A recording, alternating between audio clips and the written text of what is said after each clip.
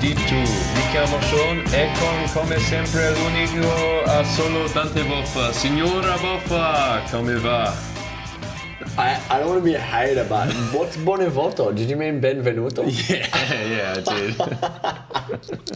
Well, A plus for effort. Thanks, man. And to answer your question with the catchphrase of shaky Italian speakers all over Australia, bene e tu? Is that shaky? Yeah, because you asked me how I am. I don't know how to tell you. I know how to tell you that I'm good. Bene. I know how to tell you that I'm not too bad. I thought you were saying that Bene was. I thought you were saying that Bene was bad. Cozy. There's only two answers to that: Bene and cozy. Yeah, and then immediately, Etu, I'm going to put it back on you.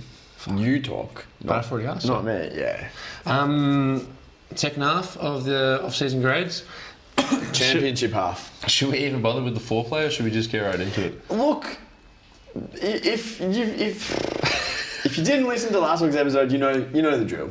You should. You know that you've read the headline. Maybe you've been expeditious and you've even read the bio, the description. You'll know the social post. You'll know what's up. We're doing off-season grades. It's part 2. You might think that means we're starting with the Brighton Conference, but we are actually starting with the Oklahoma City Thunder. For reasons. The big split. The big split. Yeah, okay, let's just get into it. Oklahoma City Thunder, they added Alex Caruso, Isaiah Hartenstein, and they drafted Nikola Topic 12th, who's out for the whole entire year with a torn ACL. They lost Josh Giddey, Lindy Waters, and they lost spending power, I would say. They did have the ability to sign a max free agent, and they divvied up that cap flexibility on trading for a great role player and signing a great role player. So I'm just going to go out and say it, Dante. I am giving the Oklahoma City Thunder an A+ as an off-season. Wow, I'm just going to go ahead and say it. I have also given them an A+. There's a reason to think that they should deserve an A, because they did have the power to get a Paul George. Whether Paul George wanted to come or not, I think you could still potentially dock them, because if we're judging them on what they had at their disposal, and their disposal was get an all-star, they didn't get an all-star, but I think getting 2 of the best role players on the market, still drafting a guy, it's like, we're going to pat them on the back for 12 months and say, well, you drafted a guy who's pretty much the draft and stash for 12 months. It could just be bad. Like, he could just have been the wrong guy who then tore his ACL. So they sort of dodged the criticism there. But he also he's a big Euro point guard with like a shaky jump shot, but he's like a preternatural passer. Yeah. So could he be like the next Josh Giddey? Could he come in and average 12 and 5 off the bench next season as like a bit of an older rookie first season in? The answer is he could. Yeah. He could just be bad, in which case it's literally, this is the team that can weather a bad first round pick better than any other franchise. Or he could actually be good and he's cost controlled for 3 more years, and he's a natural Giddey replacement if you find yourself needing a big pass first guard off the bench. And they started the season last year with Vasily Micic on the team, and he didn't really request a trade, but I think there was a murmur that said that his agent would like to see him elsewhere because he's made the jump to the NBA and he doesn't just want to back up Shea. Obviously went to Charlotte, averaged 15 and 5 for the rest of the year, which was great. I had him on my fantasy team, which I came second in. So yeah, maybe OKC just have to replace the backup white Euro point guard, and they've gone and done that. Look, I said the devil's advocate for why they might be an A, not an A+, but this is incredible. They got Hartenstein, who was sort of the after Paul George the gem of the off season, and they got Alex Caruso for Josh Giddey. Yeah, that's kind of crazy. I think there's I don't, in a vacuum, I don't think I would make this argument, but I think there is an argument to be made that you would rather have on this team Caruso and Hartenstein than PG. With the fact that the 3 best players on the team are like so perfectly spaced at like point guard, wing, big. And they all have growing still to do, and they are all going to get better with the ball in their hands. That like bringing in these guys actually is better for the team than bringing in Paul George. I think in a vacuum for this season and next season, that's probably not true, and they would be better with Paul George. But for this team's championship window for the next 6 years, I think this is absolutely the way to go, because Caruso, you would imagine, will be able to be re-signed at a pretty reasonable number, considering that he'll be 30 or 31 when he goes into free agency at the end of the year. Hartenstein is locked up on a big number, 3 for 90 or 3 for 89 or something, and they'll be able to wriggle around that towards the end of the deal so that they're not locked in when their extensions for their stars start coming up. Like to bring in Paul George, you know what that would have cost. It would have cost you 4 years, $200 and whatever million. And that would completely remove any flexibility you had in the last 2 years of that contract. Like this is the perfect alternative. Like I wanted to call it the middle road, but it's not even the middle road. It's like the high road, just without like salary cap hell. Yeah. And also they still have all of their first round picks. All of everyone else's first round picks. Yeah. Like there's no other way that this could be anything other than an A+. Next team, the Phoenix Suns. They added Tyus Jones, Monty Morris, Mason Plumlee, and EJ Liddell, all on the minimum. You lost Drew Eubanks, who went to Utah for I think it was about half of the mid-level exception, and you lost Eric Gordon, who went to Philly on the minimum. You drafted Oso Ighodaro, who is a passing big man who can do some stuff, who had a good summer league, and you drafted Ryan Dunn, who was drafted 23rd, I believe. He had an alright summer league, but he's got the body of like a 3-and-D wing, a la like Mikal Bridges if all goes right. Biggest move you did was fire Frank Vogel and bring in Mike Budenholzer. What have you given them? I've given them a B, and I wonder if you'll disagree quite substantially, because the barometer that we've used, maybe this is something that listeners who haven't listened to last week's episode, go and listen to last week. But we kind of outlined the criteria that the grade is given against what resources the team has to leverage. And through the decisions of previous seasons, this team does not have a lot of resources to leverage. In fact, it might have the fewest resources of any team in the whole league to leverage. And they've brought in 2 like really good minimum signing point guards in Tyus Jones and Monty Morris. They haven't lost anyone who was playing serious minutes for them, and they've probably upgraded quite substantially at coach. I think it's safe to say. Like Vogel was a good coach; he's a championship winning coach, but Budenholzer has like a much more defined and healthy track record for 10 plus years. Maybe if I'm thinking about this purely rational, I'd give them a higher grade than a B, but as I do with every like grading or win total exercise with my team, I reserve the right to be completely irrational about it. And the vibes are so fucking low. Even with all of this said, like, how can I possibly be expected to be excited that we got Tyus Jones basically for free, and we've got one of the best coaches of the last 10 years of the NBA, like now coaching our team? How can I be excited about that when I just watched the season that we watched, when the vibes are so fucking low, and Bradley Beal is terrible and misses half the season through injury, and there's 2 players on our team that are paid more than... There's 3 players on our team that are, aside from Beal, that are paid more than the minimum, and that's fucking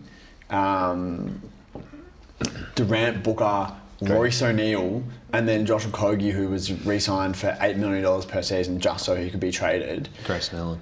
Fucking Grayson Allen. Like, well, how can I be excited about this?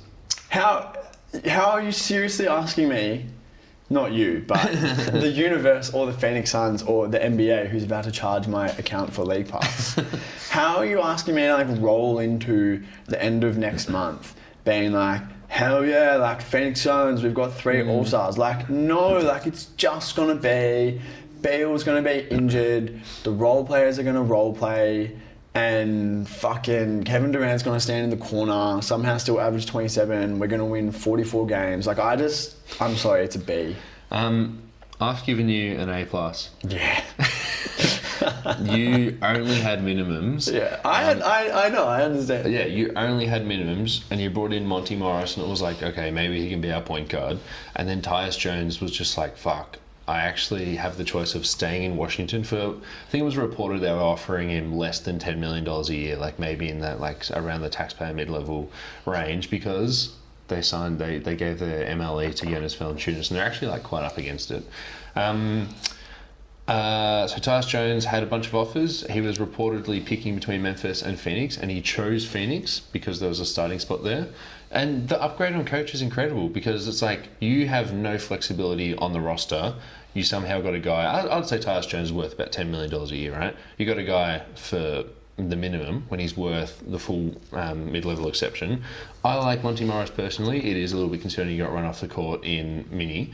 Mason Plumlee, he might retire before the end of the year, but that's right, you can get bigs. I don't think I mentioned that you got... I think you might have re-signed Bol as well. But like, for your owner to come out and say, I'm just fucking spending money, we need to improve the roster, and obviously you had the big swing last year where you traded for KD and then you traded for Bradley Beal. He's done the on the roster big swings, and his other big swing was, okay, well the coach didn't work, I'm just going to eat his fucking salary and go and get me the best coach you can find, and you got the best coach anyone could have got it. Yeah, and I know this isn't the exercise because we're just grading the offseason, but counterpoint. Yeah. Counterpoint 1, have you considered the vibe? Low. Counterpoint 2. I think you're underselling the vibe, because Kevin and Devin just went to Paris together, and Devin Booker... Make it a fucking rom-com. Don't make it the 24-25 Phoenix Suns season. Kevin Durant was one of the go-to players on that team, and Devin Booker was one of the only guys that rose as a role player. So he was playing... Awesome. No, but like... Oh, my fucking best player was a good role player in the Olympics. But he was playing in the Olympics next to Kevin Durant. Yeah, he's playing in the NBA next to Kevin Durant. That's great. Can I just outline that if you, like, invert the perspective, like, you know, take Pep Guardiola, we're inverting the fullbacks here. Spoilers, Pep Guardiola is today's Who Am I in the Saturday quiz.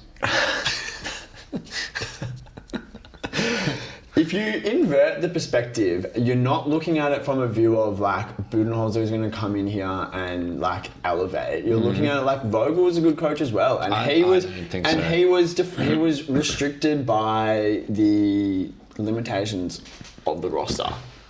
And the limitations of the roster are that the superstars don't fit well together because they all want to do the same thing. There is 100%. Like redundancy between their skill sets, offensively, what they're looking to do, and it just didn't work as well as it might have. And then the other limitation is that there's no usable size on the team, because like the list of role players that we just kind of ran through, we just brought in Jones, who is like a small point guard, Morris, who is like a regular size point guard, Grayson Allen, who's like an unathletic shooting 2, Royce O'Neal, who's like 6'4", and Josh Okogie is also 6'4". Like, they're all guards. Every single fucking player on this team is a guard except for Durant and Bol. And Mason Plumlee. Bol, like, awesome. Bol didn't play last year. So what are we doing here? Bol did play until there was some weird Nurkic is terrible. Like, awesome. He's a good facilitator at the hub, but I've seen enough like 6 for 17 games from Nurkic, or like 4 for 12. I don't want him to be playing a role offensively because he can't do it. Yeah. So can you like look at the teams that Budenholzer has been really good with? Like, the Atlanta teams had all-stars everywhere, like good role players everywhere. Yes, he elevated them, but they were good and like well designed to begin with.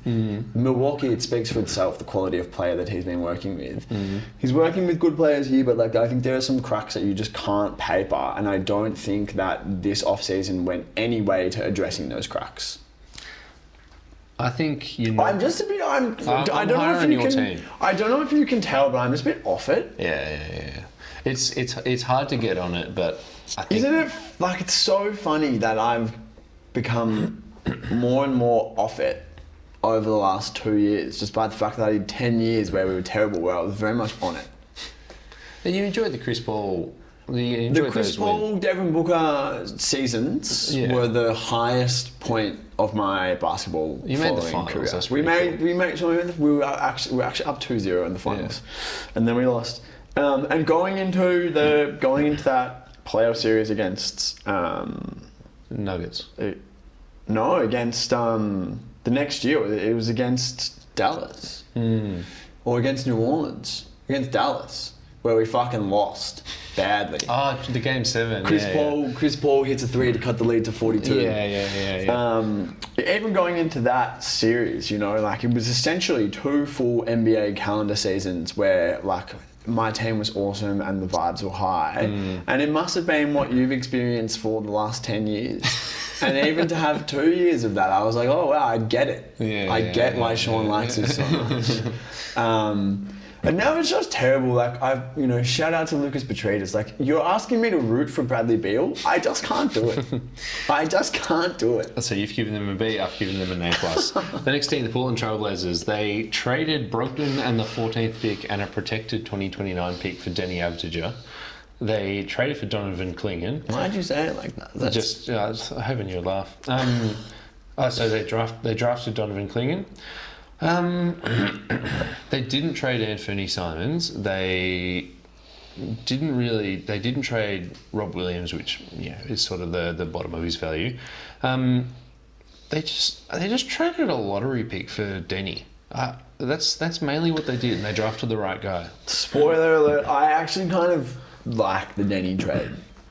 I've been hearing a lot of podcasters explain why the Denny trade's good. I just don't believe him. Well, get ready for one more podcast to explain why the Denny trade is good. Because he's actually a good basketball player, first and foremost, which they didn't have many of those. He's young. He's got 3 more years on his contract for $10 million a pop.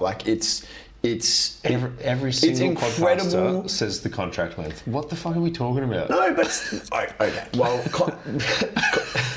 contract length and salary cap number is actually kind of important in basketball, if you haven't noticed. So it is relevant. Danny is a good player, and I do believe that he has room to get better. He's still young, and he's going to be taking on a different role. This is okay. If Denny shits the bed this season and averages 14 points and shoots 40%, well, then he's not a guy who can be the 3rd or 4th best player on a good team. He's just a 7th or 8th man type of player. But he was young coming into the league in Washington, so cut him some slack for the first 2 seasons, and then the last 2 seasons he's been playing in one of the most unhealthy basketball ecosystems. Not that he's stepping into much more healthy, but if things break right, Portland has the makings of an interesting young team. They might actually be able to simulate a healthy ecosystem. I think it's good. The 14th pick, run the numbers. Everyone fucking loves this Bob Carrington character. He has looked good. Run the numbers on what the 14th pick usually pans out. Run the numbers what the 29th pick usually pans out. To either of those... No, that's a 2029 first. Yeah. Right, whatever. 14th pick, whatever. 29, I don't know what the protections are. So. I think that was too much to add another pick in there. I think 14th pick in a bad draft, okay, just get a role player. But 14th pick in recent years, I guess you've got Tyler Hero, Donovan Mitchell, I also Bam Adebayo. Yeah, look at the 13th and the 15th. Don't look at it too closely. But you know what I mean. You understand. Yeah. It's a bad draft, and you've just traded a middling pick for a guy who you know is good. Yeah. When in the top 14 picks this year, 7 of them probably won't be good. So let's say you've given up a 50-50 shot at a good player. I just think there's pressures from the Trailblazers to be good this year. Where are those pressures coming from? The ownership. Apparently ownership wants to make a Houston-like leap where they're showing progress, maybe sniffing around at the play-in and then making a big leap the year after. They'll be sniffing, but they won't be sniffing around the plane. Well, how good you smell. You've given them a C+, I've given them a C. You're just a little bit higher in the Denny trade. I think they drafted the right guy. I'm not going to give them too much credit there. And Brogdon, I was hopeful that they would be able to actually get something for Brogdon.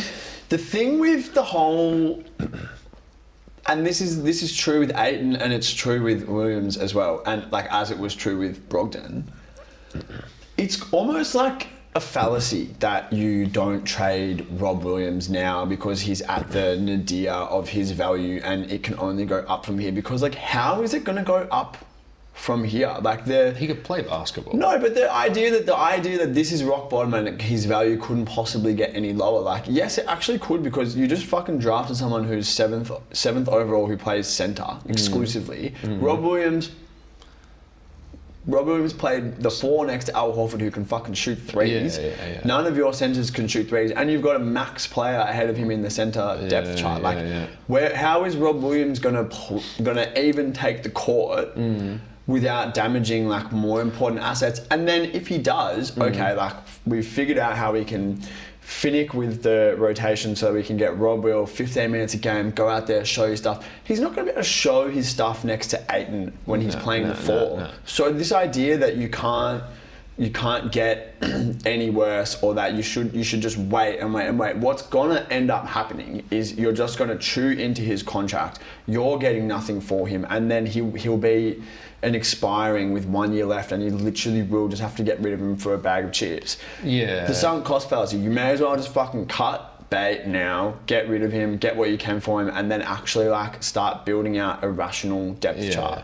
I completely agree with you in most circumstances, but because Rob Will just didn't play last year, like, he was injured, missed the whole entire year, right? I think he might have played a couple of games. So just to get him on the court, it's like, yeah, let's say you've got 48 minutes at centre, and let's say you might try and squeeze in Klingon at 4 for like 5 minutes, right? It's not going to look great, but at least if he's healthy for 20 games, and the Warriors are like, we'll give you fucking Kevon Looney and a couple of seconds, right? Like, that's something that's not nothing. You know what I mean? Like, no, like, the Warriors wouldn't trade for Rob Williams today because they haven't seen him play basketball. Well, that's fair enough, but if the Warriors trade for Rob Williams in December, awesome. Then I'm fully on board with that, of the idea of not trading him just this instant. But I think more broadly, looking at a greater temporal spectrum is where I have issue with that line of thinking. Like, if we're going to get low value for him, we should just hold on to him and rehabilitate his value, when there's no hope of rehabilitating the value. That's what happened with Brogdon. Yeah. You know, it's diminishing returns. Yeah, I just think Rob Williams is much better, because the last time we saw him fully healthy was in that Boston finals run, and he was legitimately, like, changing the game. Like, he was so impactful as a defensive centre, and then he's just been injured for the past 2 years. Yeah. So I think they're like, Brogdon, it's like, okay, well, you're going to trade for a scoring guard over the age of 30. Cool. Rob Williams, like, 27, and the last time we saw him healthy, he was in the DPOY conversation. So it's like, December, if he's just played 20 games and hasn't rolled an ankle, the Pelicans are going to be like, fucking, what do you want? Like, yeah, that's fair. Yeah, that's fair enough. Cool. God, I'm glad we can have these chats. Sacramento Kings, they added DeMar DeRozan in a sign and trade. They paid him 3 for 76. Do you remember 3 years ago he signed a 3 for 75 with the Chicago Bulls, and we said, what? He just signed it again because he had that renaissance. They salary dumped Harrison Barnes to the San Antonio Spurs for a 2031 pick swap. Pretty good team to swap picks with, Sacramento Kings. Historically. They drafted Devin Carter 13th. A lot of people have been going on and on about him. Apparently he's a supercharged Davion Mitchell who can actually shoot and actually defend better. He's going to miss maybe the whole year, at minimum half the year, so whatever. If the pro comparison is Davion Mitchell, I'm already out. Supercharged or no? Traded for Jalen McDaniels. You might know him as the brother of the good McDaniels. Re-signed Alex Len. Re-signed Malik Monk before the moratorium had started, because Malik Monk, before shopping around, said, I want to be in Sacramento, which is pretty fucking incredible. Light the beam. Lost Harrison Barnes, as mentioned. Lost Chris Duarte. Traded Davion Mitchell to Toronto, and lost Sasha Vezenkov, which we'll talk about in the Raptors section. But the Sasha situation, he requested a trade because he didn't want to be there. Went to Toronto, and then hairdressers. Then he went to Toronto, and then while in Toronto, he got an offer from like Olympiacos or one of those teams, right? Like a European team. And then said, one of them, I want to go play in Europe. And Toronto are like, fine, like, you know the fucking rules, you have to waive your salary. And he goes, no worries. And he just waived his $8 million. So Toronto traded for a guy which they thought was going to be a salary dump for a year, and then just fucking gained $8 million for free. Yeah, well, and like, he probably will be getting close to $8 million to go and play for fucking Olympiacos. I believe the number's $4 million. Yeah. I mean, it makes it a hell of a lot easier to... No. I'm not talking from Sasha's point of view. No, well, I am. If you're the Kings, you've just like salary dumped someone with a second round pick to get off him, and then all of a sudden, you're like, why didn't you fucking get the offer? Yeah, before we did. Okay. You've written. I don't know. Do you like the DeMar DeRozan fit? Please refer to what I've written. It's like I find this whole melange to be quite confusing. Yeah. I feel like DeMar DeRozan is like the most Kingsy great player that you could possibly think of to add to this team. Like, I don't think it's a great fit, but that's just... Is that a function of DeMar? Because, like... There's a lot of teams where DeMar wouldn't be a great fit, and like, is DeMar playing the 2 or is DeMar playing the 4? I don't know. I don't know. Yeah. Who's that young fella they got running for him? Who's the 3-and-D wing? Herder. Nah, the big man. Oh, Murray. Yeah. So he now directly gets in the way of Keegan Murray's development, which last year when we recorded this podcast, we were like, look, the Kings, they're betting on continuity. They can play together at the 3 and the 4. Yeah, but now it's like they can play together at 3 and the 4, but DeMar DeRozan is going to take 15 shots a night, as opposed to whoever else was there, Kevin Herter or Chris Duarte, right? Malik Monk. Yeah. Malik Monk also is still going to eat off the bench. But there's a lot of mouths to feed, because we haven't even mentioned Fox and the Ox, right? There's a lot of mouths to feed here. And it might be too many cooks. And I was listening to James Ham of the Sacramento Bee. He went on Dunked On Pod and did Sacramento Kings Outlook. And his whole thing was tricky fit, they'll make it work. And I was like, I don't know, not selling it. Everyone operates in the mid-range here. And then he's like, the other big argument is continuity. And then the question was asked, are they going to win more than 45 games? And he said yes, because I feel like he has to. But I think this team screams 42 to 44 wins. But I just also... I don't think that... Like what we saw last year, which we've also just seen in the AFL, by the way. It's September in Melbourne. Is there any better time to be in this city than in September? Look at this beautiful day. Footy, 2 nights in a row, 2 games of footy this afternoon. Footy. But what we saw in the AFL and in the Western Conference, in the most recent home and away / regular seasons, it was this incredible compression of good teams where 1 loss in a row, 2 losses in a row can take you from 2nd to 10th. Mm-hmm. I don't see in the West that is going to abate, because I think that's probably a necessary condition of when you have 12 or 13 good teams, which the West is going to have next year, because the phenomenon of every single fucking team in the West except for Portland and San Antonio last year, but San Antonio won't be trying to tank again next year.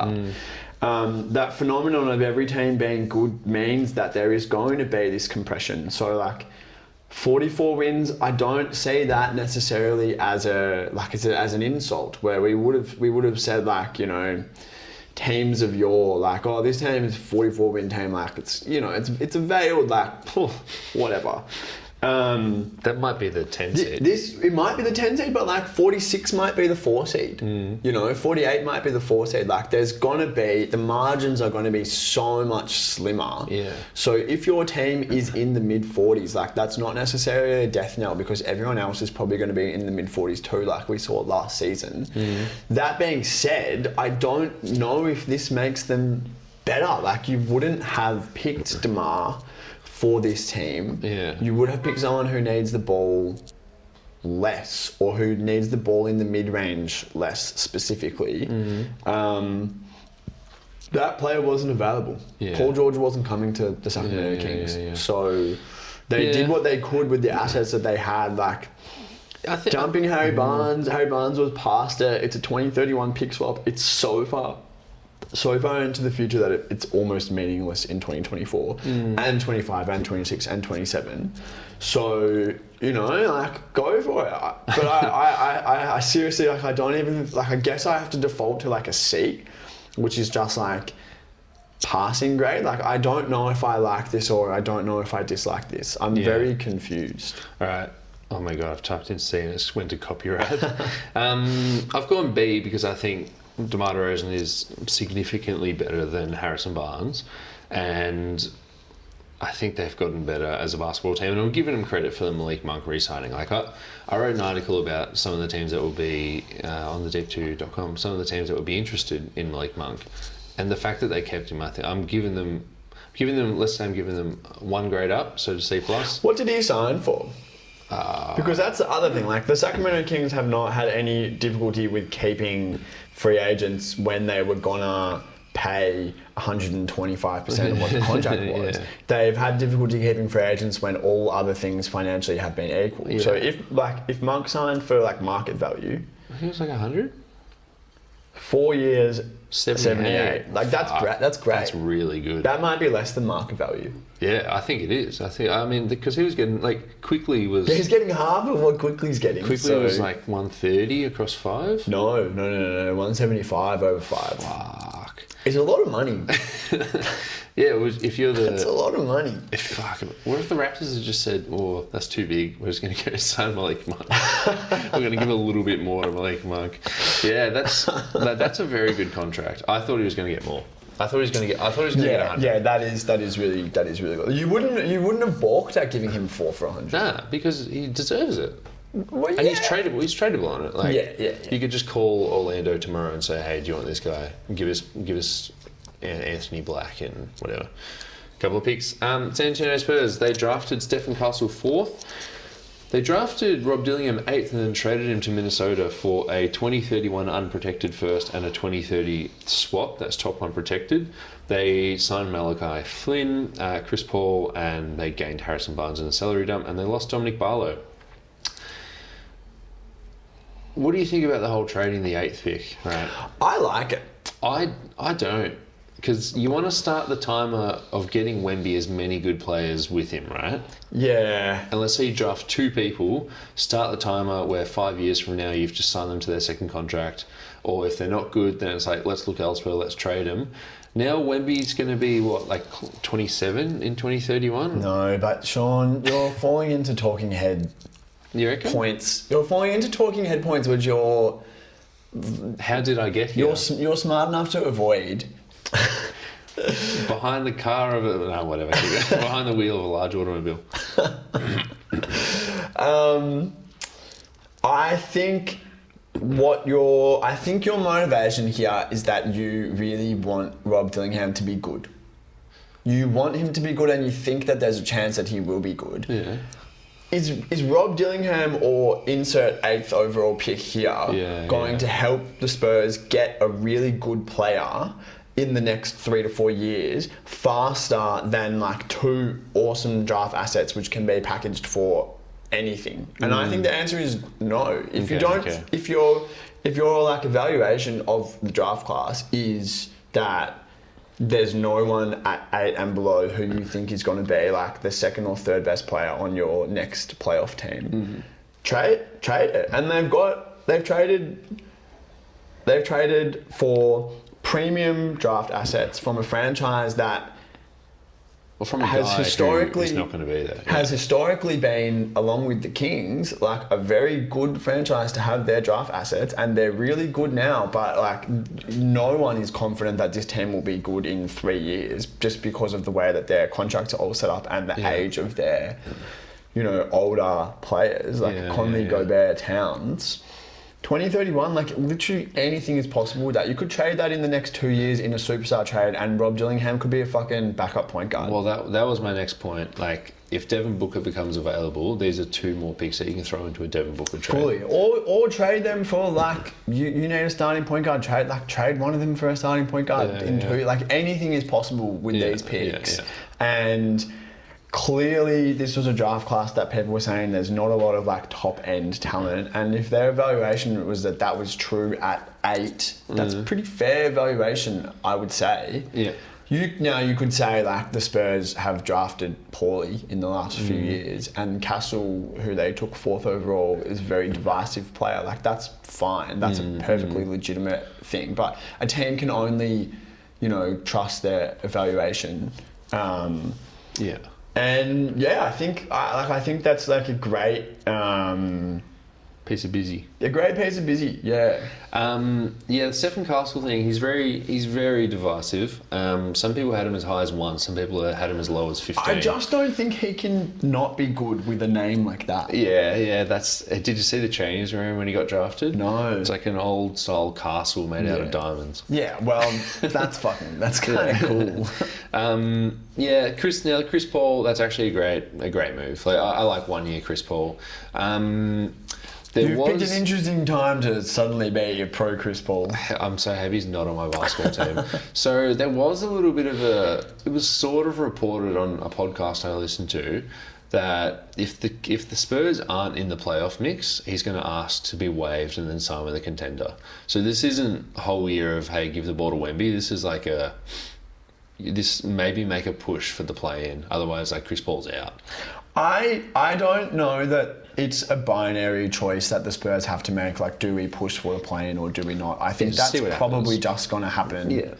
If you had to say right now that the Spurs will be above or below the 10 seed, what would you say? I'd say below. Yeah. Confidently. But not by... Wemby's really good. Not by much. Like, not by much at all. Like, I think this team, we could be looking at the 11 or 12 seed and 38 wins. Like that, I don't think 40 is out of the question. Let's just say last year's Houston is yeah, I mean, like, they have Wemby this is a season, he might be like the 5th best player in the conference. Yeah. Another piece of reporting I didn't write down, Keldon Johnson has given up the number 3 to give it to Chris Paul, and he will wear the number 0. Top 10 football respect moments. The Utah Jazz, they drafted Isaiah Collier 29th. They drafted Kyle Filipowski 32nd, Cody Williams 10th, that's J-Dub's brother, and they signed Drew Eubanks, who you just have to assume he is from the Mormon church. They lost Chris Dunn. Just by the way, doesn't he just look like a Mormon? Just to follow on from my fucking little Melbourne AFL September soliloquy. Oh, you're going to watching the footy last night. Did you watch the footy last night? No. Hawthorn played the Footscray Bulldogs. The Hawthorn Hawks played the Footscray Bulldogs. And 19-year-old first-year player Kulsha Dia. Think about that name. Yeah. Kulsha Dia. How do you spell that? This is how you spell it. Yeah. As it sounds. Kicked 3 goals and had like an unbelievable game going against Rory Lobb, who my housemate keeps trying to tell me is a good player as an Australian rules fullback, and it's just not true. Yeah. Rory Lobb is so fucking shit. Whatever. This is Kulsha Dia. Yeah. Tell me that the name and the image that he doesn't look like he's Mormon. So Mormon. I'm not jumping to it. No, it's Kulsha Dia like that. This cunt is a Mormon. Yeah, that photo. That's got to be a different bloke. He's got a haircut. He is such a little Mormon-looking operator, like 100%. He's not joining his teammates in the cafeteria for coffee break. he's having a swig of that oil. He's having a swig of that oil. Who's the young fella for Geelong? The one that's getting a run. Yeah. There's a few of them. Nah, but the one with the blonde hair. Oh, Ollie Dempsey. So I like Jezza Cameron, obviously. Yeah. And then so Ollie Dempsey came on the farm and he kicked a goal through Jezza Cameron's farm. And then Dempsey features quite prominently on Jezza Cameron's vlogs. And then he tagged him on Instagram, where I was like, oh, fuck, this is the guy I've been seeing his YouTube videos. I click on it, scrolling through his feed, right? I was his first year in the AFL. Yeah. He is like, he hasn't deleted any of his old photos. So I was scrolling down.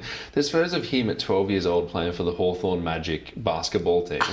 Just like this little kid with things. So you went quite deep. How many posts does this bloke have? He might have like 50 to 100, and they're mostly basketball photos. There's him graduating from year 12. He's got like, it's muck-up day. He's got like signatures all over his shirt and stuff. It's like, sign a fucking PR team, man. You need to hide all this shit or like start a new Instagram page. Like, and just the shittest post, just him warming up, and it's like an emoji, and it's like, can't wait to get out there at Skilled Stadium or whatever, you know, it's whatever it's called nowadays. They call it Joseph Cameron's farm. Oh, yeah, that wasn't funny, but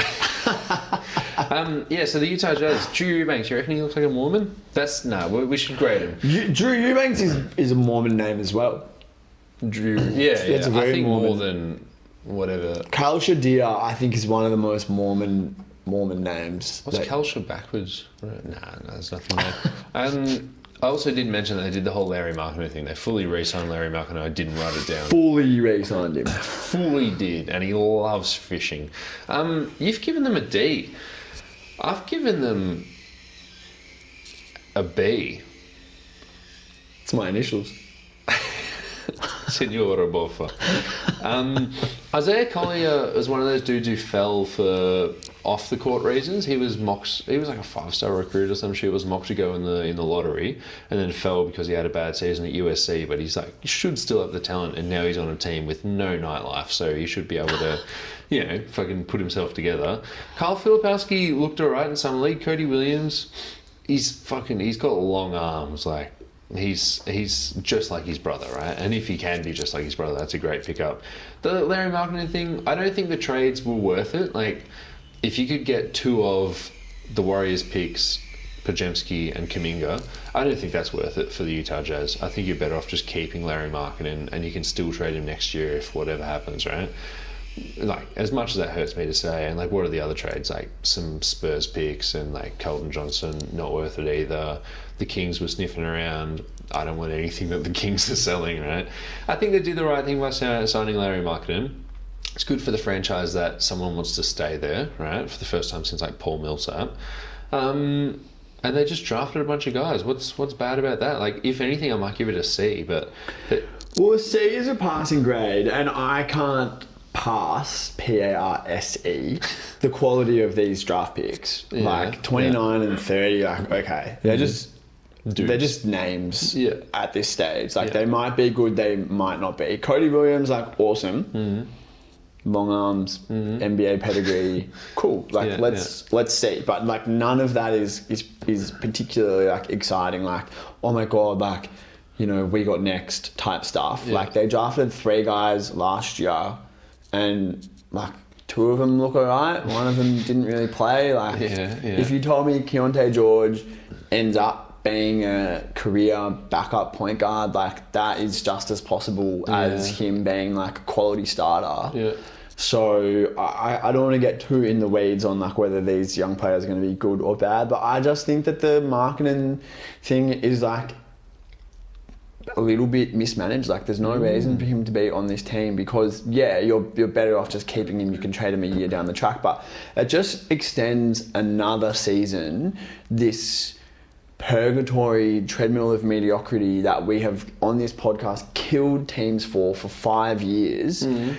For the team's not bad enough to bottom out. They're not going to get a great pick through their own means next season because Markkinen is on this team. This team is going to win minimum 28 games. Yeah. Even if you don't want to, that's what's going to happen. Yeah. So maybe you look at it holistically and you say, okay, like, if we win 28 games, it means that Markkinen played well and his value is high, and the young players played well, and whatever. Utah probably just needs to get Cooper Flagg or one of these guys at the top of next year's draft. Like, the fact that Utah are going to miss the playoffs for 4 years in a row and like not at any point have a top 6 pick is like badly managed. Markkinen is the best asset that this team has had since Donnie Mitch has been traded.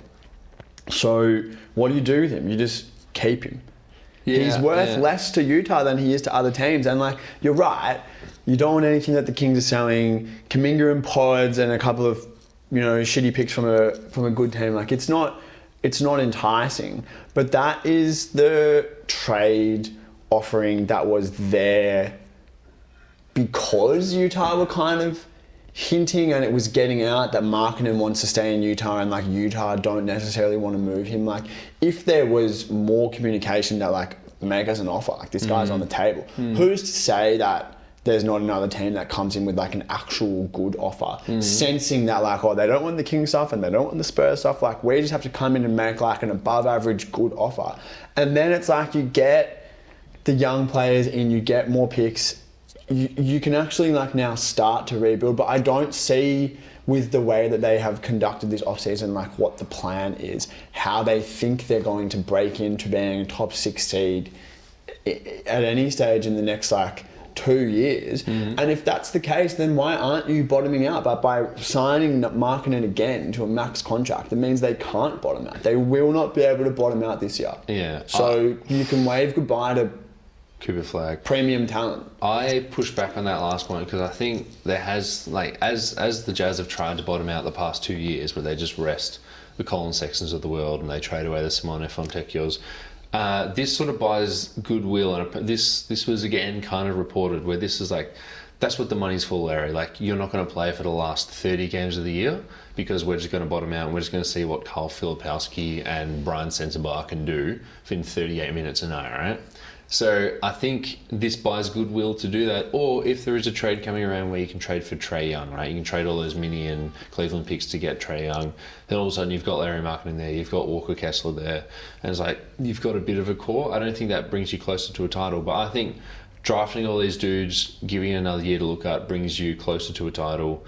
And I congratulate the team on just bringing in guys. So I'm happy to go down from a B to a C+. I'm not trying to convince you. No, stop saying that because we're having a conversation. But I just, you know, we need to move on to the Brighton conference. But just before we do, like, I don't really agree with that because, like, the problem that Utah have had for the last 2 seasons is that they have a good enough team and a good enough coach that by putting the pieces on the court, they will be good at basketball. Yeah.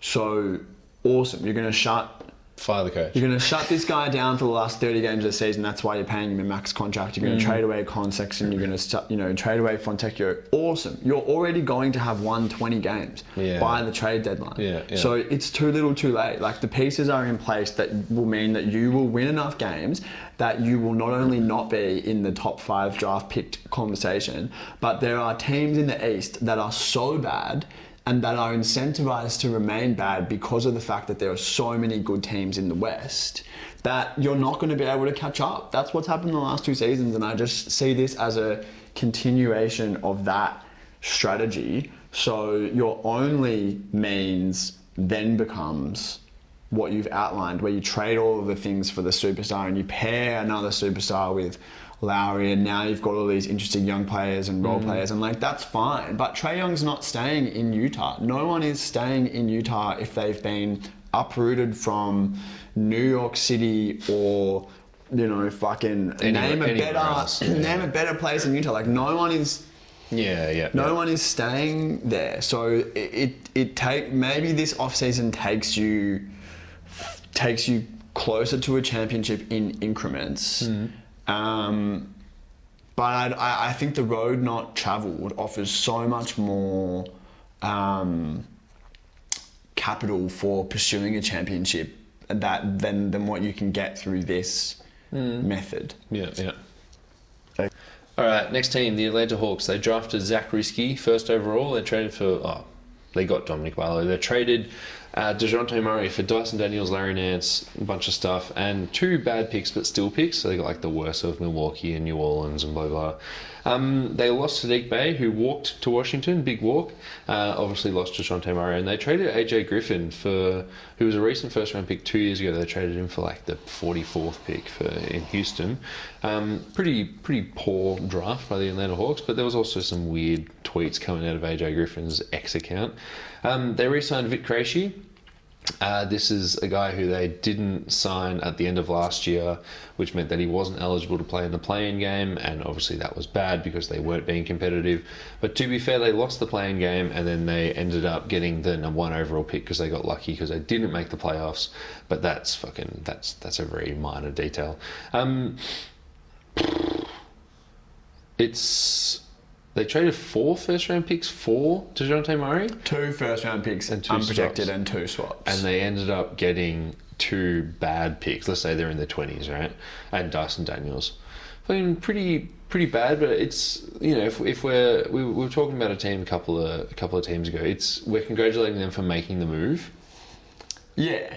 But God, it's just an interesting team because they got the first overall. Imagine if this was like the Wemby draft. Fuck. Yeah. Well, I mean, like what could have been. This feels very Kingsy to me in that I don't quite know what to make of it because, like, obviously it wasn't working with Trey and DeJounte, but this return for, like, DeJounte is one of the most confusing players because you watch him play basketball and you're like, oh, he's really good. Yeah.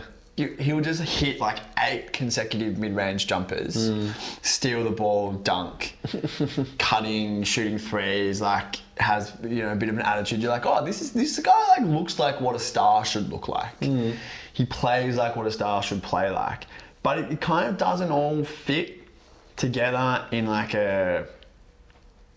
any sort of way. So you move on, like it's a pretty paltry return. Dyson Daniels could be a really good player, but he's clearly a role player. Like he's not going to ever be like someone who you're giving the ball to and saying like, go to work, young fella. So like Risa Shea, like is he the most underwhelming first overall pick since Anthony Bennett? Like yeah, probably. It's like, not his fault. Like no, not he at did a all. good job declaring for this draft. And before the before the ball has even been rolled out there, you know, like everything could change. But like, no one's really excited. He's like Trevor Ariza. Well, that's a disaster. That's his comp. That's a disaster. Yeah, actually, that's a disaster. I don't know. Like Sadiq Bey, they traded fucking 1 million second-round picks for 18 months ago, and then he just did his ACL and he was going to miss the whole season. So that's not really that much of a loss. AJ Griffin was one of these guys 2 years ago that they were like, oh, they should play this guy more, he's really good, and then they just didn't. Yeah. I can't speak to whatever's coming out from X as I'm not on X. But that, you know, like he's like a good young wing who, like, theoretically does what they need because this has long been the team of the bad young wing. So I guess that's a loss. I'm gonna go C. Like I just don't really think that there's any direction here. Yeah, I've also given them a C. It's treading water. Hey, you got the first overall pick for the first time in franchise history. We're really sorry, but you've just drafted French Trevor Ariza. Who's that young fella that we're talking about from Geelong?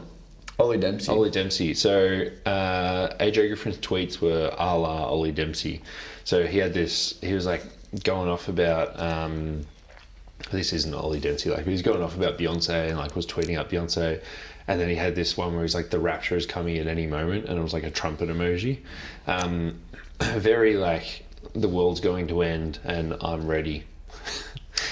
It's just not, though. Like, the world is going to end at some point, and, like, you know, climate disaster is imminent, and social structures the world over will be challenged, fractured, and smashed in the next 100 years, I'm sure. But something tells me that's not what AJ Griffin is referring to when he says that. Yeah, C, trading water. Unfortunately, they got the first pick when they shouldn't.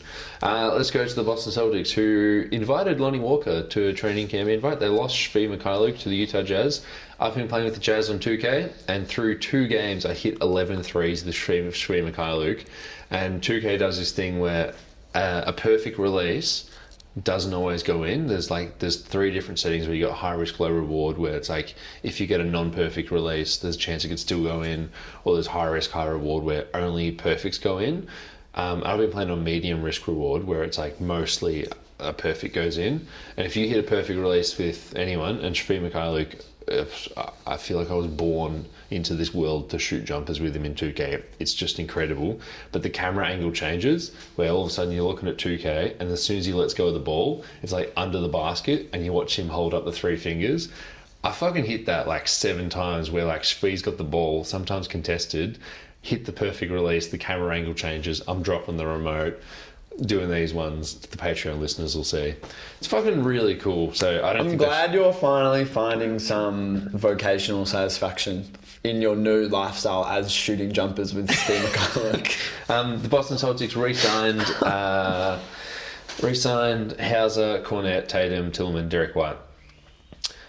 You've given them an A and I've given them a C+. Why have you given them an A? Won the championship and everyone's coming back. Don't think about it. See, I think they won the championship and everyone's coming back. That should be a C. I mean, I don't agree with that at all. Because that's not usually what happens when teams win the championship. Like players leave. Yeah, because I guess Brown, right. Bruce Brown, like Kevin Durant. I think it's rare for a team to bring everyone back unless they were all already under contract anyway, in which case it's just the ticking over of the league year. Like, they've had to make the active decision to spend the money, and like they should be spending the money, and everyone's now this team, like everyone who is relevant is now like locked in. I just think that's an A. Like, right. I don't understand how that can be a C. I think it's just expected. You want a title, so it's like you've got all these role players. But it's you've got not. Tatum. Like, I think history would say that it's not. What happens? Yeah, but I'm just saying, like, Bruce Brown leaving, fuck, that's a D, man. But it's like, if Bruce Brown re-signed, it's like, cool, you got to see, like, you kept Bruce Brown. Yeah. So would you have given the Nuggets an A if they re-signed Bruce Brown? I don't know. Oh. I don't know. I just think it's expected. Like, Tatum, I'm not going to say, hey, good on you, A, for signing Tatum. It's like, you just signed a championship All-NBA player to a max. Fucking good on you, right? I guess that's just like a philosophical difference in their approach. Yeah, God. Let's not fight. The reason I've given them a C+ is because if they had re-signed Sam Hauser next offseason, they would have saved some money, but they did it this year and they're spending real tax dollars to do that.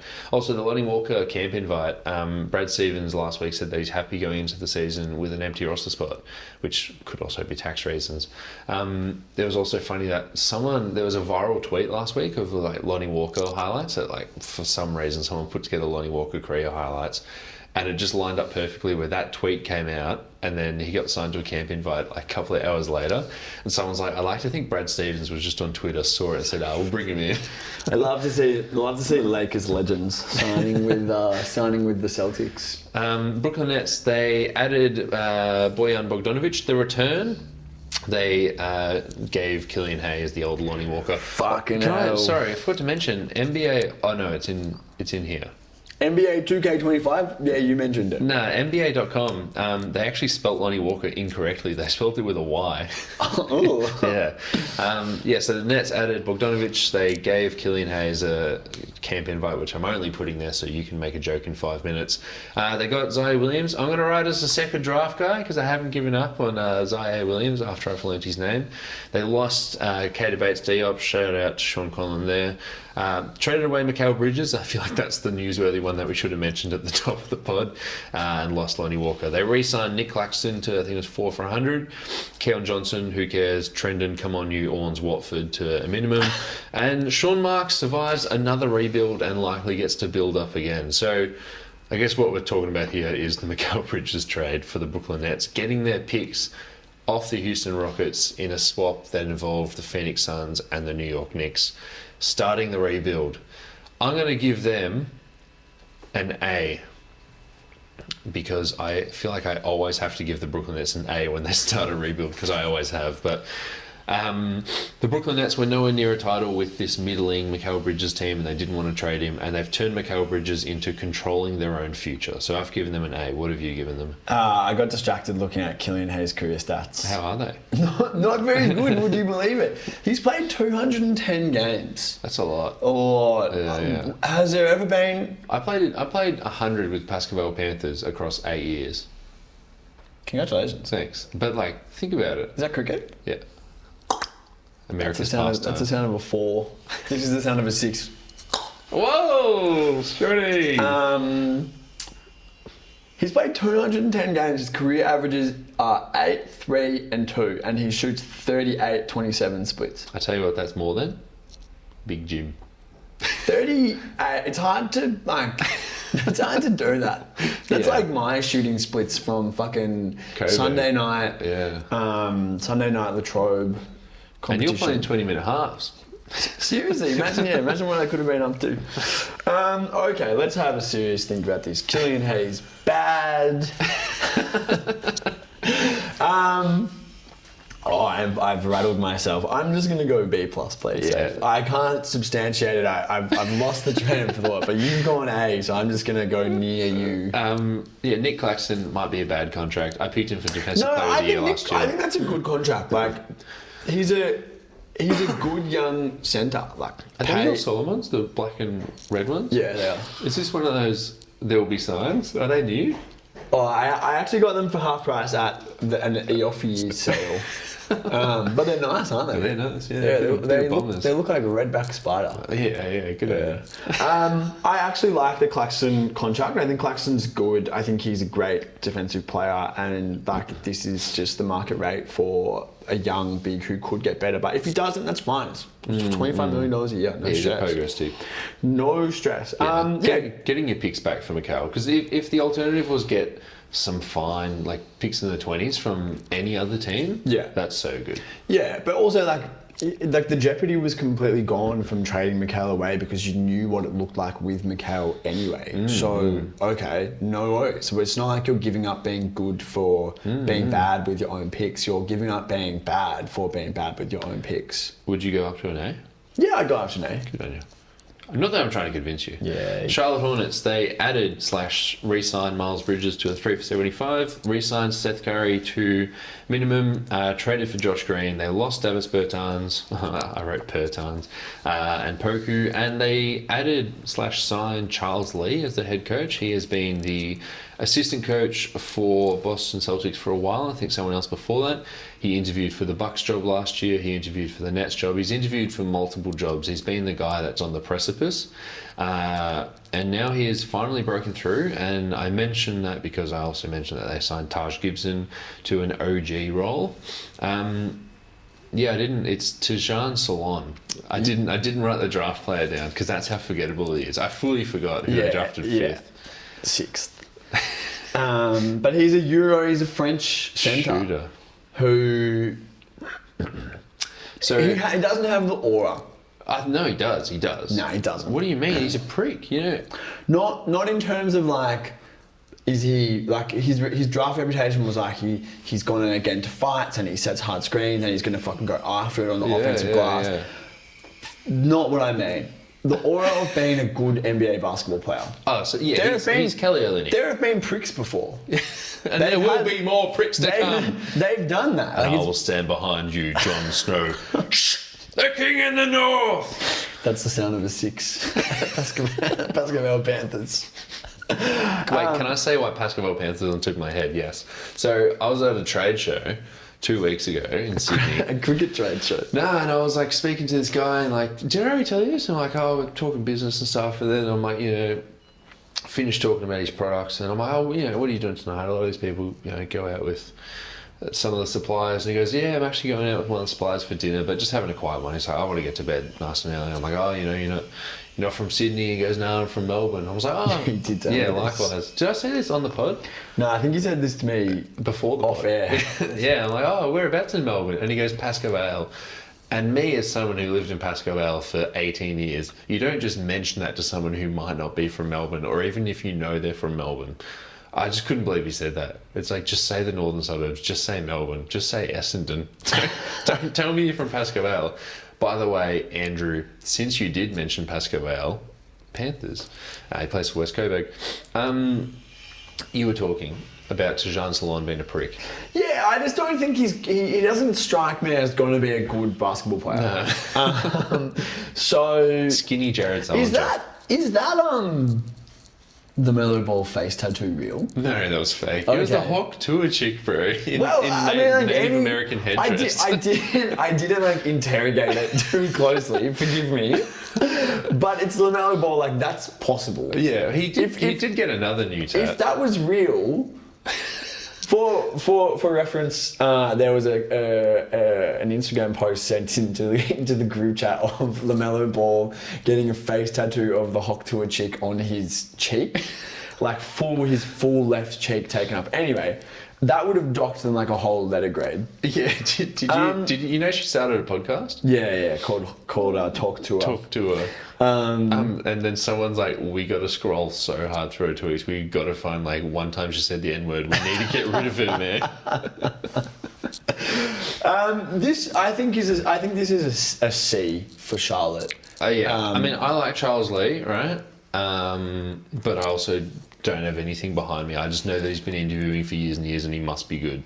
The Miles Bridges, like, they sort of played it well. You know, there was rumoured that he was going to leave after being arrested / not arrested for, that's crazy, Charles Lee. So much other stuff comes up before the Charlotte Hornets head coach.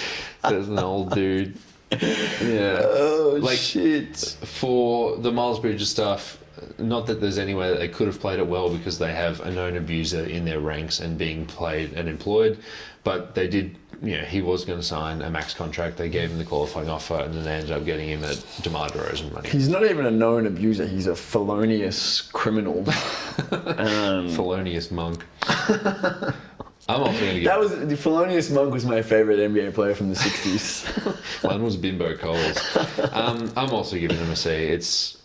It's pretty fucking middling, isn't it? Yeah, it's very middling. This is a very middling team. The fact that I forgot to write their draft pick and they got Josh Green. And that LaMelo Ball's going to do 28 games and then roll his ankle and he's going to be out for 50 games. And Miles Bridges is a felon.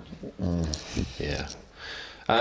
Chicago Bulls, they added Josh Giddey. Lonzo Ball received someone else's miniskirt. They've written Jalen Sniff and Chris Duarte. Hey, I was going to write Chris Duarte, but I didn't. They lost Alex Caruso, DeMar DeRozan, Javonte Green, Andre Drummond. Now, this team has looked like shit on paper for the past 2 years, but the 4 players they lost were maybe their 4 best players in Alex Caruso, DeMar DeRozan, Javonte Green, and Andre Drummond. Like, Drummond was like one of the best backup centers last year.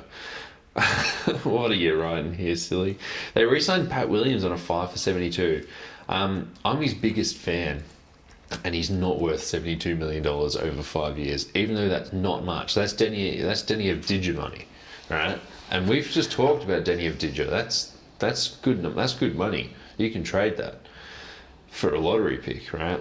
But yeah, this is insane. What have you given him? I've given them an E-. Yeah. An F feels too much, or too little. But complete asset mismanagement again from the team that it's that's been the predominant feature of their list management. They're so stupid. I'm actually high on Giddey, higher probably than the average person. I think there's a significant chance that Giddey becomes absolutely a plus starter at point guard. Yeah, sure. But you're gonna have to pay him next year. That's not a fait accompli that he's gonna be a max player. If Giddey plays well and you give him $25 million a year over 4 years, fine. Nah, because his agent's gonna say, "Well, you just traded Alex Caruso." You don't know. You don't know that. It's highly possible that Giddey could get 20, 25 next year.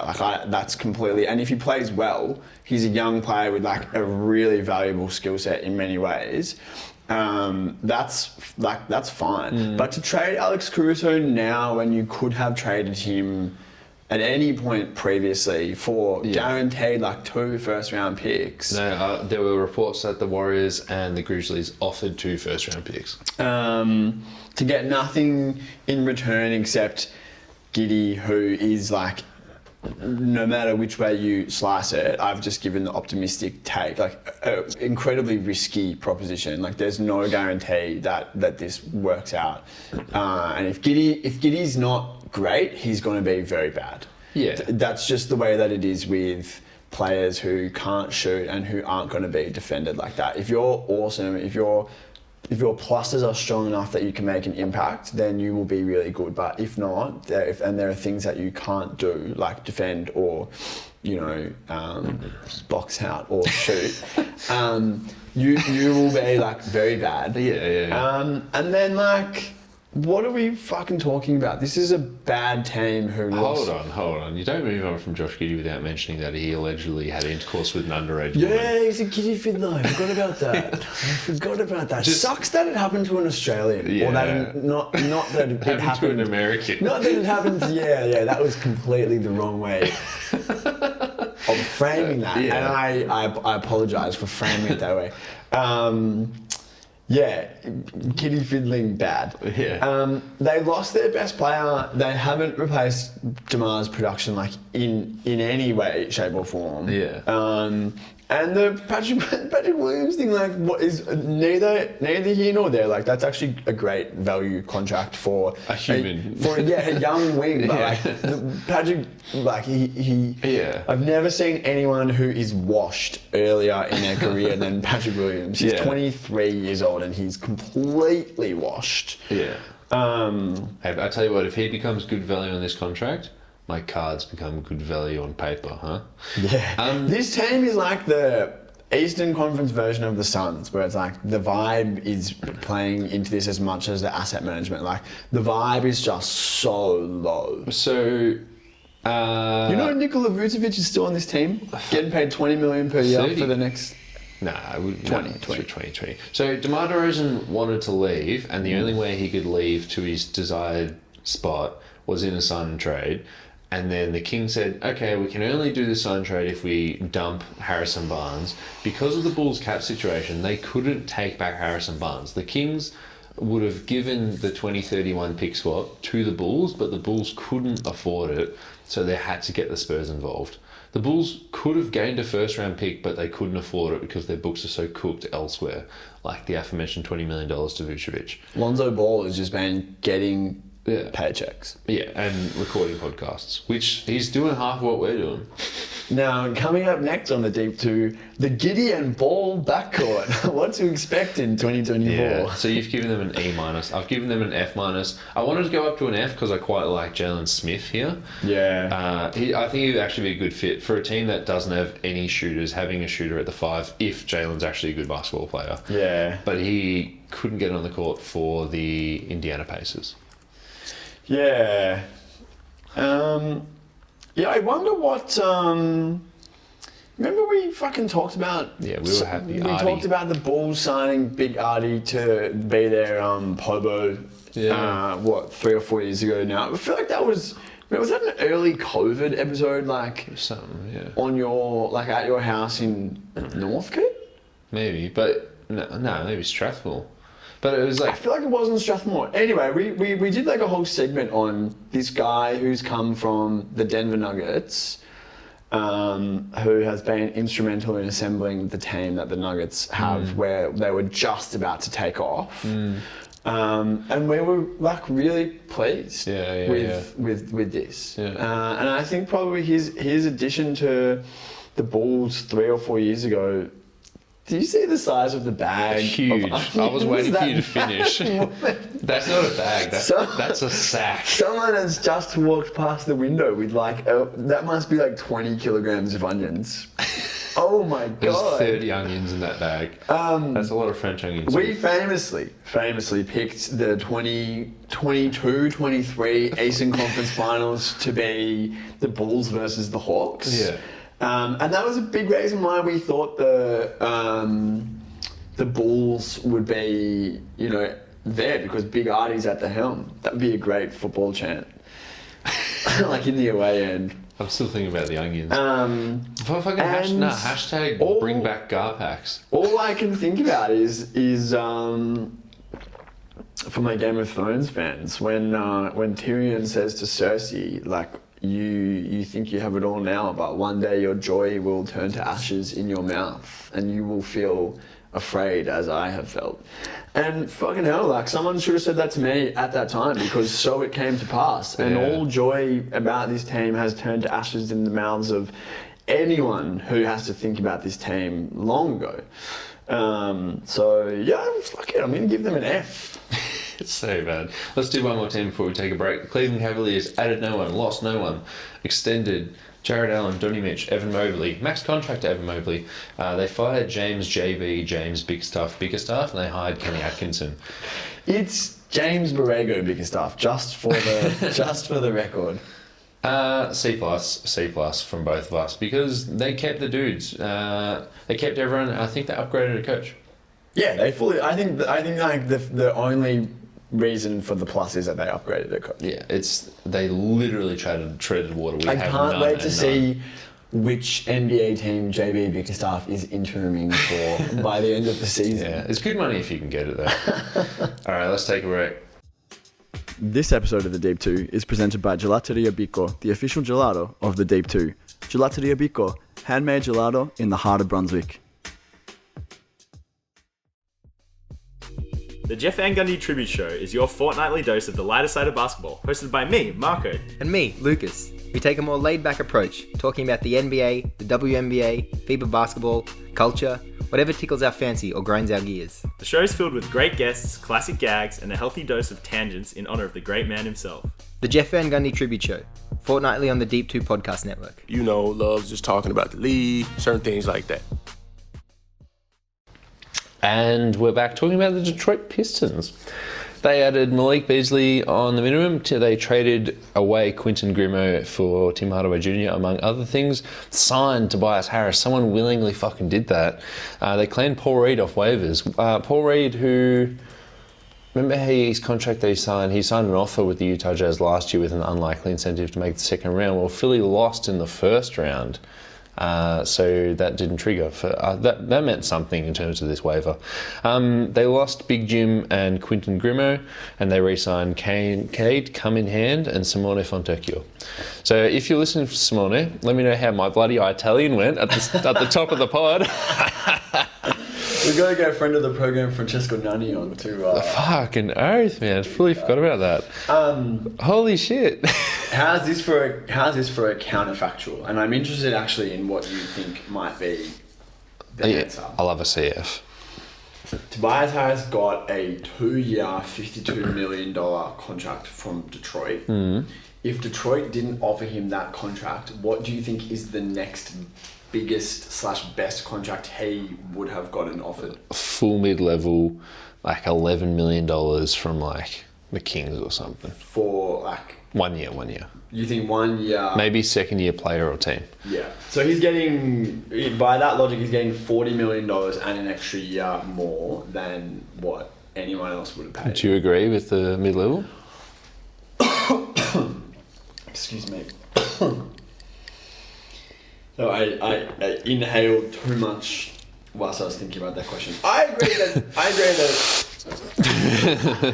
agree that full mid-level is probably the money. I think maybe that. Jamaica is the place. I think maybe that 2 or 3 years, like 3 for 33 type scenario. It's a lot of money. Crazy. I've given them a C-.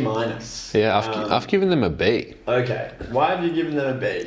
I actually don't mind. It's obviously bad, but they brought in some pretty good shooters. Like you can't be anti Tim Hardaway trade for Dallas, and then be pro Tim Hardaway trade on the Detroit part of it. No, I loved it for Dallas. Oh no, I loved it for Dallas. Wait, was I anti? You were anti because I liked. Oh, because I like because I like Quentin Grimo. I think he might be your first guard off the bench. Like he'll be battling Dante Exum for that role.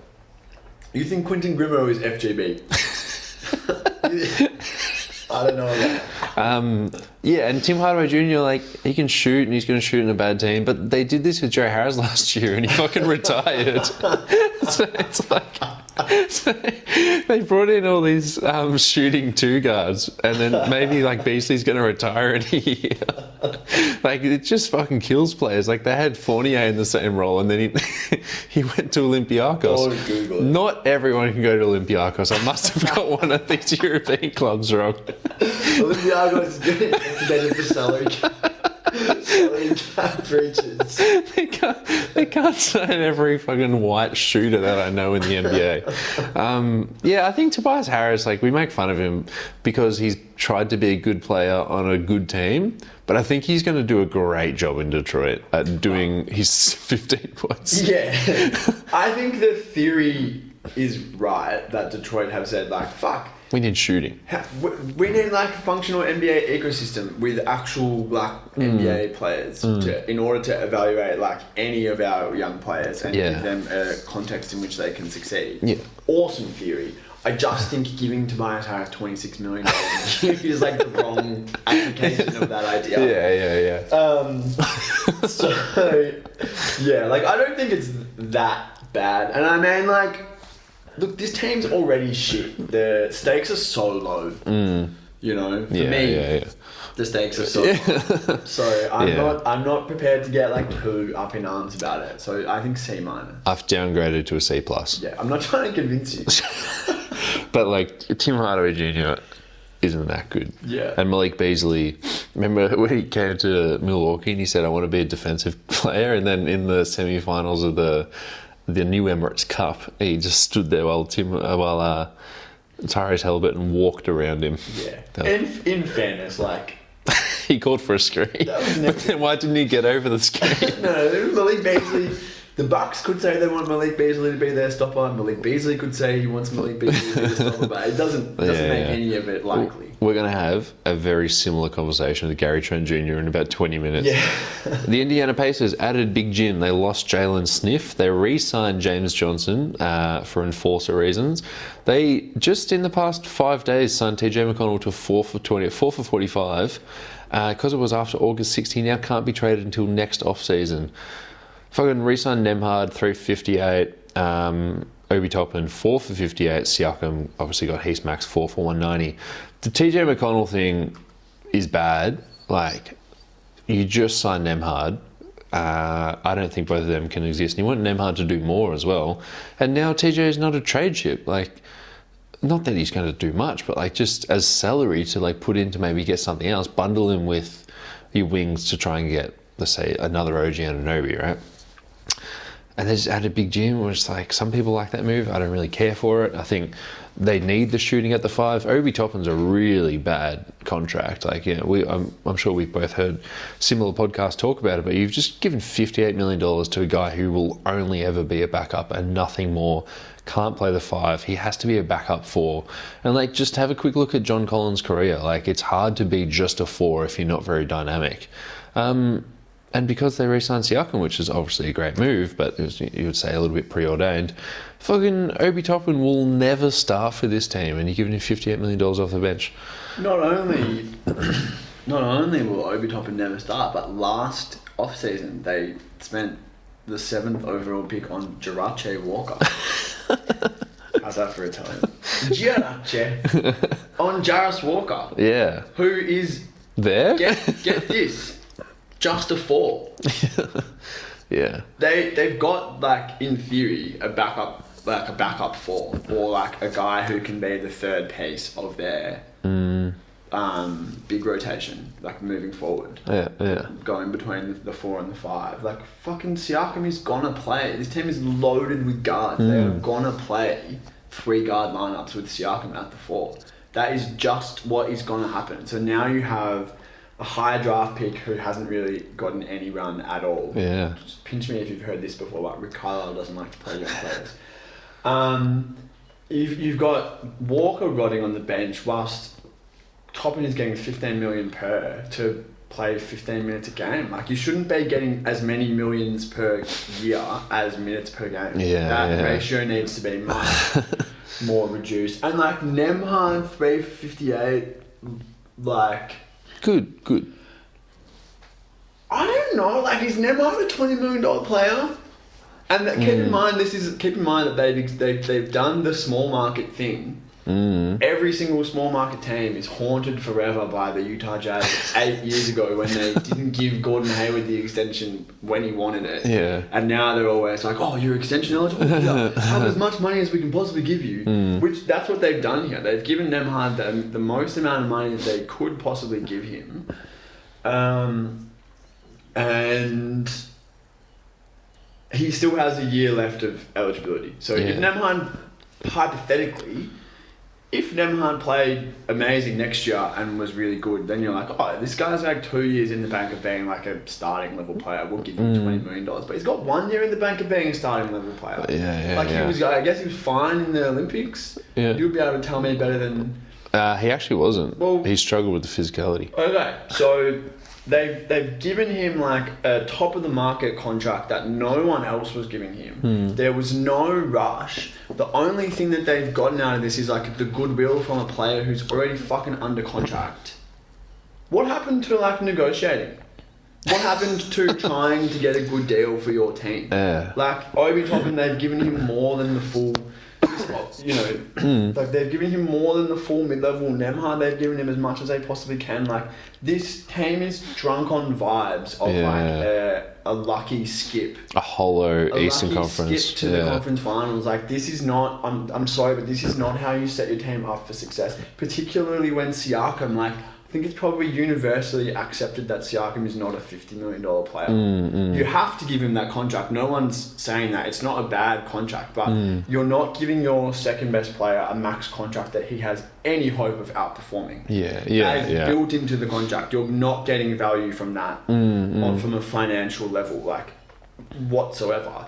So you have to find value on a financial level elsewhere on the roster, and they just have not done that. It's the Obi Toppin thing is like the way you play it is you just keep on bringing in cheap backup bigs / fours. You don't re-sign your fucking dudes. Like the Warriors, you don't re-sign Maurice Spates when the LA Clippers come and say we want to give him double his salary. It's like you can have him, man.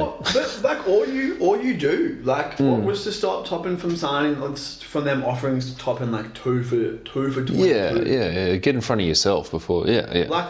It's pretty clear that they didn't negotiate with Nemhard because they've gone straight to the top of the fucking bracket. So, could you have offered Nemhard like full MLE money? Could you have said Nemhard, here's 3 for 40? I don't mind that. I'm higher on Nemhard than you are, but the Toppin thing's just crazy. I mean, I think that they're much more in the same category. Really?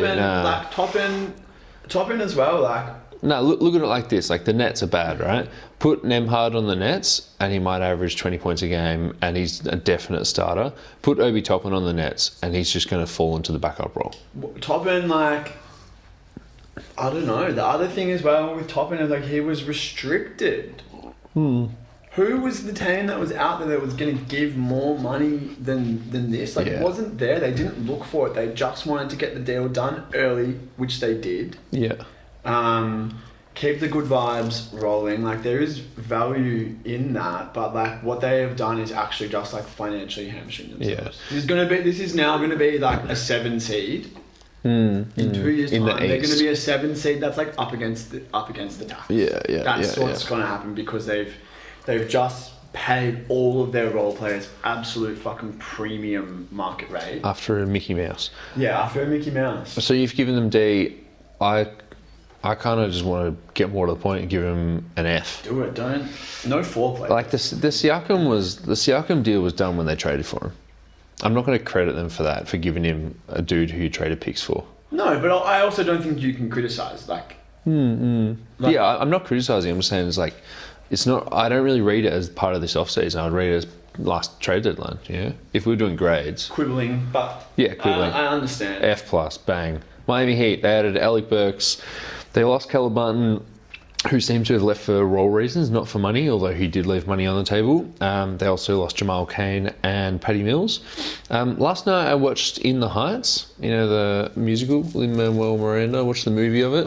The lead guy, one of the lead guys, can't remember his name, who also played George Washington in Hamilton, or one of the presidents in Hamilton, looks exactly like Jamal Cain. I'm not going to look it up. It's not worth it. I don't even know who Jamal Cain is. Long wing. To paraphrase my friend Conor McGregor, who the fuck is that guy? Never heard of him. They re-signed Bam to a 3-year max extension on top. Re-signed Thomas Bryant. Re-signed Kevin Love to a 2-year minimum, which is notable because it's not subsidised by the league. And they re-signed Haywood Highsmith on a 2 for 10, which some people were suggesting that people should use their full mid-level exception on him. Lin-Manuel Miranda was the answer of the Who Am I for the Saturday quiz about 6 months ago. Have you seen Curb Enthusiasm? Like a couple of seasons. No. There's a season where it's so unbelievably funny. But Larry, he does a musical called Fatwa. Yeah. And the premise is that he does something and he gets a fatwa put on him by like the leader of like the Iranian government, like the Supreme Ayatollah Khomeini. And then actually in response to this, he actually gets a fatwa put on him. But the producer of the musical was going to be Lin-Manuel Miranda. He plays himself. So it's heavily featured in the thing. And obviously it's a joke. Yeah. So I don't expect that, like Lin is playing himself like authentically. Yeah. But he's such a prick. Yeah. He's such a wanker in the season that I'm just off him. Yeah. I'm off him. Whatever. I'm not gonna like fight for Lin-Manuel Miranda. I don't. Yeah, whatever. He's good. I'm not trying to convince you. There was a whole Jimmy Butler stuff, which let's not go into too much detail. But he wanted to leave. Always Jimmy Butler stuff. There is always Jimmy Butler stuff. He requested a trade and said, "Nah, I'll report to camp. That's fine." I'm gonna give them a C. Yeah, I think I'm leaning C. Also. Like they're not closer to a title, but they're not further away. Yeah, and they weren't that close. The whole already. Who was the Terry Rozier trade? It's just pretty depressing. No, I still think Terry Rozier can be good for them. What's more depressing is Tyler Hero's new suite of tattoos. He got the Hawk Tour girl on his bum. Do you want to move on? Yeah. The Milwaukee Bucks. They added Taurean Prince, Gary Trent Jr. and DeLon Wright. They lost Malik Beasley and Patrick Beverley. Did you see Patrick Beverley's podcast a couple of days ago? Believe it or not, no. So he's because he plays in Israel now, and then he was on the pod and he's like, I've been getting a lot of texts from people saying like, is everything okay? Are you safe in Israel? And he's like, I don't understand that at all. It's paradise over here. I'm spending heaps of hours at the beach. I'm nowhere near any warfare. This is just a beautiful place to be. The food's wonderful. Everything's just great. There's absolutely no issues whatsoever. And everyone's like, hold on a minute. You know what's going on? Sponsored by the Israeli tourism, tourism ministry. He's like, I just don't get the text. Stop. Wow, NBA player out of touch. They still employ Doc Rivers, and apparently people are sleeping on Dame because he didn't have a full off season of prep last year during. Trust me, I'm awake. I'm thinking of giving this team an A. A la the Phoenix Suns, they obviously don't have much wiggle room. There was some low, small rumours that they were going to give up Brook Lopez, and thank goodness that they didn't. But I'm thinking A because you can only sign minimums. You got Taurean Prince, Gary Trent Jr., DeLon Wright. I think that's quite good. Yeah. It's no Tyus Jones and 2 rookies. I think the difference between Beasley and Trent is significant, but not amazing. Amazing. Trent. Who do you think's better? I think Gary Trent is better. He's also younger, and now he's on your team. I'm still in love with Malik Beasley's Utah run. He shot really well. Yeah. Before he got traded to the Lakers and got death threats. I mean, Gary Trent was bad last year, but Gary Trent takes bad shots. Yeah, but he makes bad shots. I don't know. I don't want that on a Giannis Dame team. Well, I don't know. He's never played with players of this caliber. Yeah. As an established... Just Scooter Barnes. An NBA player. But DeLon Wright at this stage and Taurean Prince at this stage are to me... Butting in again. May as well be, Johnny No Name from... Nah.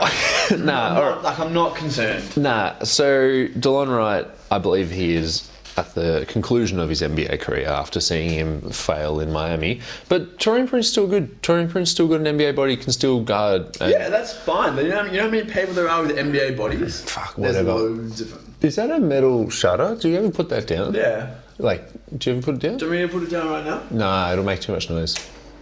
Wow, that's so responsive. Yeah, we put it down every night for thermal reasons. Of course, beautiful. Keeps Yeah, the heat in. I'm going to give him a B+. What are you doing? C+. Because I think the other role players aside from the Trent Beasley dichotomy, it just all comes out in the wash. Like you may as well have just added like any random role player. Yeah, where's number 99 is bald and Yeah, 2K. fully like auto-generated like Football Manager regen. I think they did a I good think job. Gary Trent is the one that's like okay, like Gary Trent has a chance. I think to be much better than Malik Beasley. I think he does as well. I just think Beasley's better. But I think Gary Trent does have the potential. Because if he stops taking those bad shots and he just sits down in the corner and tacks off the dribble when like there's Giannis Dame pick and rolls, eventually they fucking lead to something positive. Yeah. Yeah. No, you don't. You already said you're sleeping on it. New York Knicks, they added Mikal Bridges, Cater Bates, Diop, again, shout out Conlon. Cameron Payne, maybe. Lost Bogdanovic, Hartenstein, who left for more money in OKC. They re-signed Jalen Brunson, who took a discount. OG Anunoby, who took Jalen Brunson's discount. And Precious Chua, who... what was it? The Knicks declined his qualifying offer worth about $6 million. Chua went on the open market, couldn't find a contract. All of a sudden, the Knicks need a backup centre. Said, "Hey, Precious Chua, can we re-sign you?" And you're not actually allowed to decline a qualifying offer and pay the player more than the qualifying offer. So he actually signed $500,000 less than his qualifying offer, which was actually like the first time in a long time or NBA history this has actually been triggered. This little minutiae in the CBA. Why are you laughing at? I'm laughing at because I've just gone to Google Precious Achiuwa's Oh my contract God. before you had explained the contract situation, and on his Wikipedia page that pops up on the right hand column it lists his siblings, and I'm gonna read out the names of his siblings. So his name is Precious Achiuwa, and he's Nigerian. His siblings' names are God's Gift, Promise, Peace, Grace, and God's Will. But that says God's will. God's Gift and God's Will have apostrophe S after God's, and it's all one word, no spaces. Yeah, nice. Crazy. God, that's a good Google. That's up there. You've given them an A. Who's a better player, Toppin or Achiuwa? Achiuwa. Achiuwa's fucking pretty there we versatile go. defensively. Achiuwa, he can't score anything that's not an offensive rebound putback, and he's going to shoot 41% from the field. But he's better at everything else than Toppin. Shooting and scoring, Toppin has him covered, but Achiuwa is, Versatile-ish, but yeah. what's this whole player empowerment nonsense has gone Oh my too God. far. Why can't you fucking negotiate with your players? Why can't you say to someone, I don't think you're worth 15 million, I think you're worth 10, and I'm going to offer you 10 and you can take it or leave it. Or I think you're worth 10 and you think you're worth 15, let's meet in the middle and let's go 12. What happened to that? The Knicks were like, Precious, we don't think you're good enough. We're not going to offer you a long-term deal. Our priorities lay elsewhere. We're not going to offer you the qualifying offer either. Done. No stress. Then, the Knicks need someone. Precious Achiuwa needs a job. Come back together. 1 year, $6 million. Done. Revisit it in next offseason. Do some fucking business. That's the problem with the new generation. Everyone's afraid of doing business. It's just business. It's not personal. So you've given him an A. Yeah, because this is like the opposite of the Phoenix Suns and whoever the other one was in this conference that the vibe was low. This the vibe's high. You get a full letter grade boost because of the vibe. I think you're talking about the money. Can we talk about Mikal Bridges for a bit? Yeah. Wait, but don't you know that they all went to university together? I think that's a little bit bad because it's going to be hard to trade one of them. Who? like, what if Dante DiVincenzo doesn't shoot 50% from 3 anymore, right? And it's like, okay, we actually need a better backup point guard because Mitchell Robinson tore something again. Yeah. And Precious Achiuwa is your starting 5. You can trade them because the Knicks have just shown they're not afraid to do business. You reckon? They got a group chat. They're not just fucking locked in with all 5 of these guys for the next 5 years. Everyone understands. I hope so. Because, yeah, Jalen Brunson, don't take a discount, man. No, fully. Especially when OG Anunoby, who didn't go to the same school. You know, yeah, don't take a discount because you're taking a discount to assemble this team and it all could change. Jalen Brunson, he's like earning $150 million. Yeah. He'll be fine. Yeah, true. Taking the discount. I mean, it's good. I mean, from the Knicks, from the letter grade, yeah, great. Brunson, great. Got Mikal Bridges. Is it too many cooks? But do they match up perfectly against Boston, which might be someone they have to do that against? I don't think it's really that much of a risk of being too many cooks because I think they've got a whole bunch of guys who can be the sous chef or they can be the line cook. I just want to go lower than an A. I don't think it's an A. Do what you want to do. They didn't have to give up many picks, right? They obviously got the exercise. They got the picks from Brooklyn. What's their best lineup? It's like Brunson, Hart. Nah, Hart's a 4, man. So it's Julius Randle's still there. Julius Randle, fuck. There's a lot of cooks, man. You got because I think Hart's a 4, Julius Randle's a 4. Maybe Randle as he gets older turns into a 5. He can't defend, but you've got a lot of good perimeter defenders. It's Brunson, Mikal, OG, Hart, Randle, with DiVincenzo coming off the bench. Yeah. But if he's shooting hot, you can just sub him out for Josh Hart. Achiuwa, they've got a whole bunch of good NBA players. They need a tall person. Cater Big Dick as well was like. You know, he's like... He hasn't done anything yet. The physical profile, though, of someone that you want. Yeah. Although they are. Yeah, I've said that 3 times and you've laughed at me. Yeah, but now I'm saying. Okay. Now it suits my argument.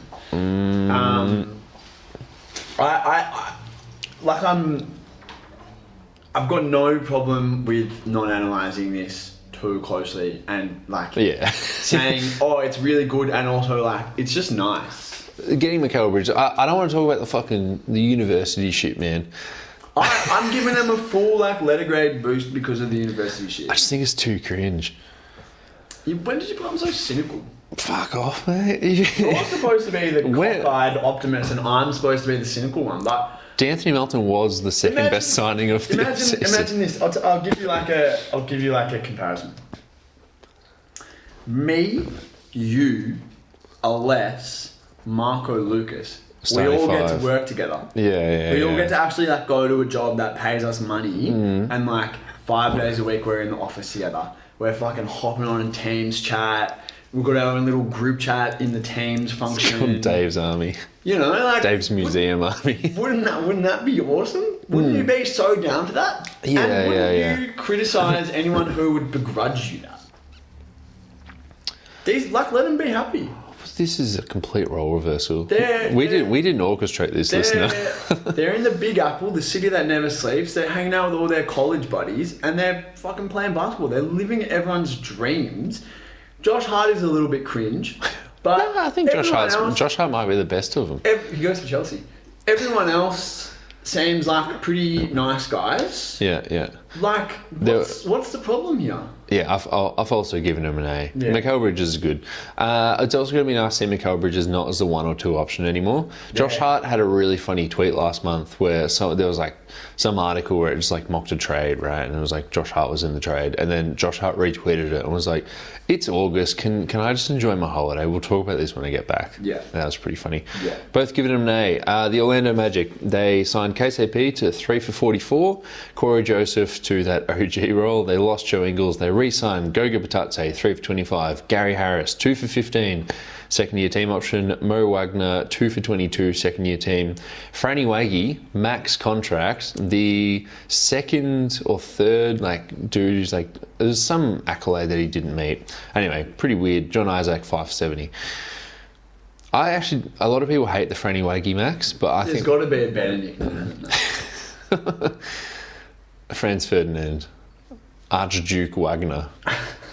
That's Duke Wagyu. Let's say all the re-signings. I'm happy to call them all a wash, right? Just, are we judging this on the KCP contract? I think it's good. I don't think we should call it a wash. Okay. We should call them a wash at all. Actually, I've gone B, but I'm actually going to go up to B plus. Really? Bertadze, like that's. Yeah. I hate to keep going back to Top and Nemhan. That's what you should fucking do. This guy proved that he's a good backup, and you're like, okay, we're going to give you. I'm also like, would the Pels trade for it? Fucking oath, they would. Money, like three for 25, give you $8 million a year. Here you go. The Pels would give him a first-round pick tomorrow. You're a good player. We want you on our team. This is what we think you're worth. You're a fucking The Art of the Deal by Dante Boffa. Yeah, someone needs to do more business. Harrison, Mo Wagner, like awesome. Whatever, no worries. Team option. That means that they can go next year if they decide to. Banchero will be extension eligible, so that leaves them with financial flexibility. Wagner, they didn't give him any kind of options or like bump up on the. There's no player option and there's no team, where it makes all NBA, like it bumps up from a 25%. It's just that 190, It's just the max contract at 25%. That's I think a pretty good piece of business. I don't know if he's a max contract, but if he's a max contract player, but you're locking him in at $38 million rather than him being potentially a $50 million player. And then the Isaac one, like, who fucking knows? But at least it's not at big money, like 5%. Yeah.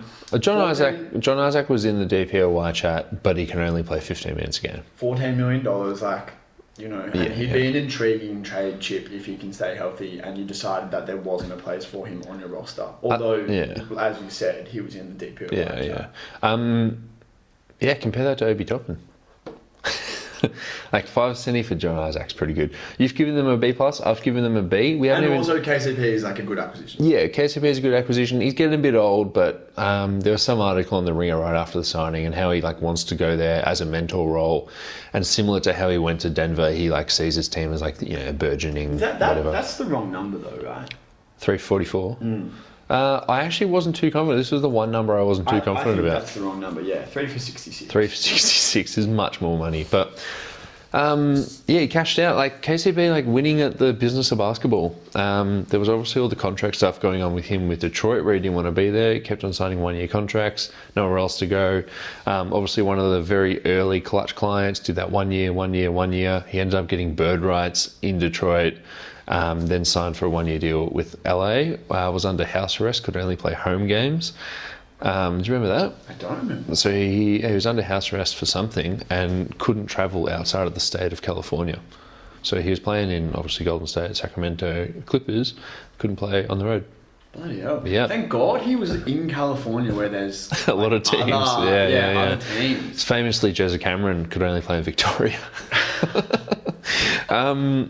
It's like he wants to be there. That's a win for the Orlando Magic. You talk about vibes. I haven't mentioned the V word all fucking 2 pods, but like I think the Magic are the vibes team.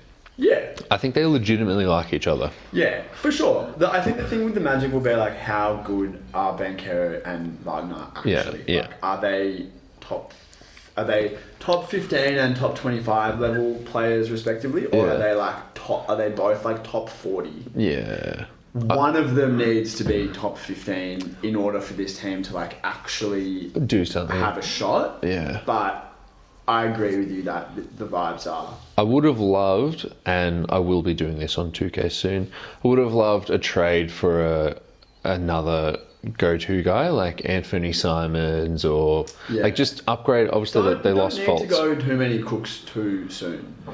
And like Simons, it's just not Cole Anthony or Simons Fultz, man. Will probably be there in January if you decide that. He definitely will, and he might not be the guy. I don't. Whoever you're thinking of will. Like it's not now or never. Is it like Trae Young, and especially getting the team options for Wagner and Harris, Yeah. All right, B for you, B plus. They kept the powder dry, kind of. Philadelphia 76ers signed the second best free agent on the market this year behind D'Anthony Melton, that being Paul George, Eric Gordon. Paul George is actually named after half the Beatles. Reggie Jackson, Andre Drummond, Never gonna guess what his middle name is. Ringo Starr, Caleb Martin. They signed Gershon Yabusele after the Olympics. My guy from 6 years ago. He was also. It's so cool to see the World Cup bump. You know what I mean? You know how because Chelsea signed that Argentinian who's racist after the World Cup bump. Hey, you're talking about our fucking club captain. What's his name? Yeah. 1 month after he fucking made a racist video, not only about black people, but specifically about French black people, when on our team we have Wesley Fofana, Benoit Axel Disasi. Regardless of the team, don't do it. He's now the club captain. Yeah. The coach is Italian, so there's a non-zero that he's also racist. Talk about too many cooks. The Chelsea Football Club. You lost Nick Batum. Fucking just retire. You lost D'Anthony Melton, the best non-PG free agent of the off-season. Buddy Hield also went to the same team as D'Anthony Melton. Paul Reed campaign.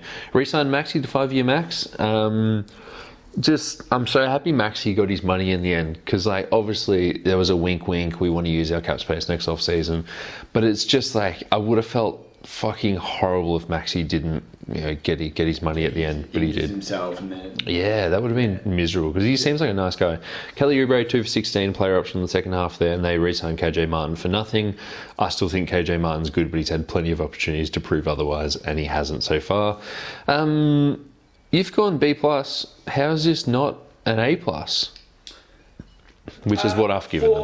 For reasons, which I shall expand on shortly. For me, it's mainly just that there's significant back end downside for the Paul George deal. It's true. Okay, what if I'm not saying that I'm not saying I don't like it, that I wouldn't have done it, or that I don't think the Sixers had a really good off season. I've given them a B+. So before you jump down my throat, that's for me what is the difference between an A or an A+. Yeah. Yes, everything that they have done this off-season, I think does drastically improve their chances of winning a championship this season and probably next season. Yeah.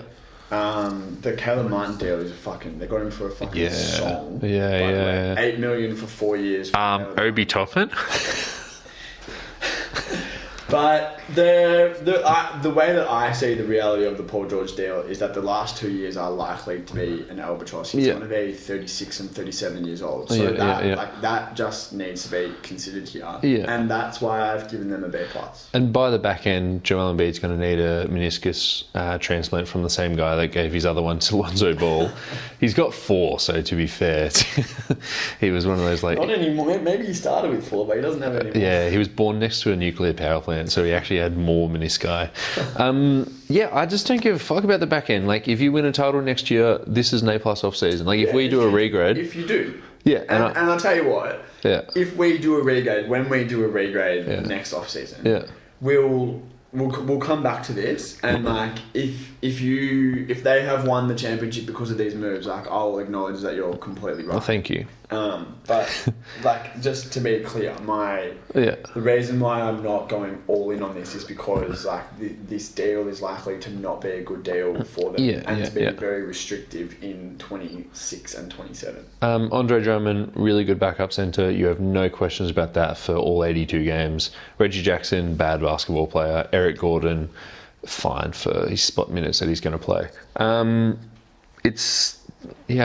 We can't really have the buyout chat because there's not really a buyout market anymore. But if there was a buyout market, they would be involved in it. Next team, the Toronto Raptors. They added Davion Mitchell plus $8 million in free money, which we talked about earlier. They lost Gary Trent Jr., Jalen McDaniels, and they re-signed Scotty Barnes to a 5-year max. And Emmanuel Quickley too. Now I'm just going to do my best Dante impression here because apparently Dante absolutely hates the working class. Why didn't the Raptors win at the business of basketball? we as leaders of a corporation need to crush the worker and make them make as little money as possible. Malik Monk made $78 million and Emmanuel's walking into my office asking for 180. Piss off. Now you sound like Zach Lowe. Yeah, we get it. You're on the side of the players. You've made that abundantly clear. Yeah, I mean, you have to pay Emmanuel quickly if you signed him. So it wasn't 130, was it? It was 170. It's 5 for 175. Like, yes, you do have to pay Emmanuel quickly because you. Wait, can I say, I think there's the most amount of money tied up in incentives, though. So I think there's about 40 mil. Okay. So I think you can have as much as like 10 mil a year in incentives, and they've done that each year. Okay. Like, I don't know. Do some business. Yeah, and the Scotty Barnes, it's DSB on What's Emmanuel. TSB? Do some business. Ah. On quickly, like fucking Emmanuel. He would have loved the intro to this play. Emanuele. The Scotty. I don't know. It's a lot of money. I hate that the Raptors have tied their ship, Scotty Barnes. It's such an interesting call. Have they tied their ship, or are they saying that this guy Better is be going to fucking be good. the second best player on our next best team? Nah, I think they think he's going to be the first best player. Because, like, What's to say that that's the case? well, they obviously traded away OG and Siakam, right? Which is Neither of whom are better than Scotty Barnes. which is fine.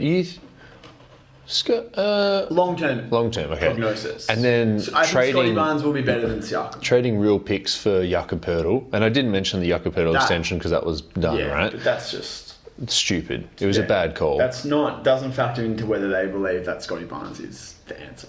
I think the fact that they've said, hey, let's trade a good first round pick, which ended up being the 8th pick, which was then traded for 20, 30 and 31 mini swaps, right? So let's trade the 8th pick for a centre who's just going to be fine for the next 5 years. Let's bring in, let's trade picks for our shooting, for our next scoring guard. Not picks, they trade OG and Anunoby for the next scoring guard for the next couple of years. Drafted Grady Dick. And now it's like, cool, we are moving forwards with Scotty Barnes and Emmanuel quickly. Like, they don't have much flexibility after this because they're paying Jakob Poeltl a lot of money. They traded assets for Kelly Olynyk, who they re-signed for a lot of money, right? Like, they're locked in, and it's like, okay, well, how do you get to the next step? How do you get to a top 6 seed? Well, fucking Scotty Barnes has got to be pretty good at basketball. He already is pretty good at basketball. It's just a second year down here. What the fuck are we doing, man? Well, he had a third year up here. But it's like, So I just, is he going to make an All-NBA team for the rest of his career? I don't know, but Just I guess, would just say guess.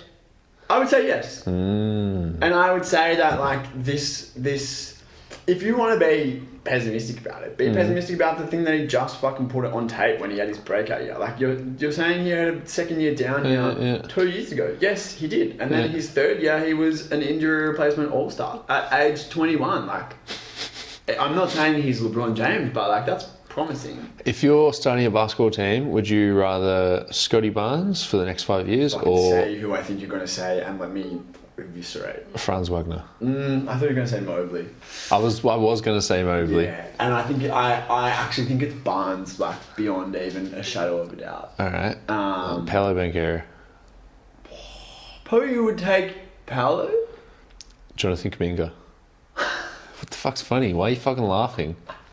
What the fuck are you laughing Let's at? move on. Final team in this massive monster Did we grade pod. them? I didn't give them. Oh, neither did I. I don't know. Fucking. C minus. That's pretty good. Yeah. No, as in that's spot on. C minus. Good on Yeah. you. I agree. I concur. Washington Wizards final team. Because no matter which way you look at it, they start with a W. They added Alex Sarr, who they drafted second, and he stunk in Summer League. They added Bub Carrington, who they obviously the aforementioned trade to get the Bub Carrington pick, who looked good in Summer League. Karshawn George, who, 29th, whatever, looked fine. Didn't actually. They obviously added Malcolm Brogdon. They signed Sadiq Bey, just straight up gave him a fucking contract. Signed Jonas Valanciunas. I didn't even have a crack at spelling his surname there.